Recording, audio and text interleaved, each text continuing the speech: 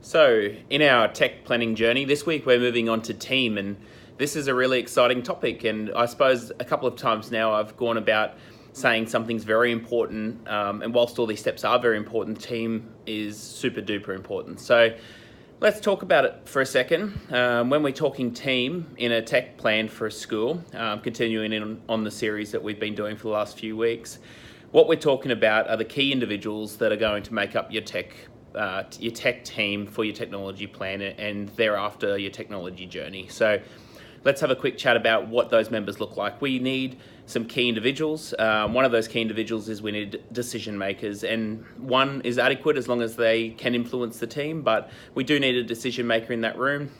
We need innovators. These are the people that we touched on a bit about last week. These are the guys or girls who are driving the plan, who are tinkering, who are trialing and erroring, the ones who play and toy. So that's important. We need influencers who maybe aren't innovators. So in a team, we do need people who aren't necessarily the gadget gurus, but are people who are well respected and really understand their approach to teaching and learning. And these guys are going to be people that we need on board. If we can have at least one of them in the team so that they're helping make those decisions and looking at things from a non-technical perspective, this is really valuable.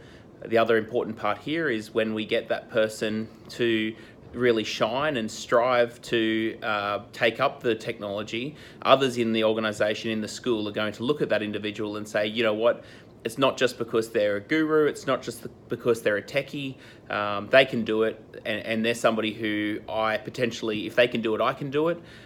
Because a lot of the time when we lack adoption of these programs, the lack of adoption from senior staff or senior teachers might be fear.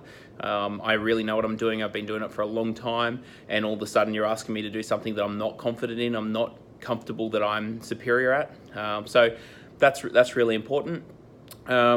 Yeah, I mean, those are really our key roles, and the team's going to change in size depending on the size of your school. So when we say a decision maker, I would say maybe a deputy, somebody who can dedicate some time to it, not somebody who's maybe flat out busy all the time. And again, the reason that person's so important is because we might do a really great plan and we might do really great things, but if they're not in the team, they're not seeing it, and then essentially you're going to spend a lot of your time trying to sell your ideas and sell your vision and your tech plan to your own organization, and that's not something you really should have to do. It's something that should come naturally. If they see the great work you're doing, you really shouldn't be spending your time selling to yourselves. So yeah, I mean, that's our basic team composition, and I mean, team incorporates the community and stakeholders as well to a degree, but team's super important. It is the glue, it is the mortar, it's the engine that moves the car forward.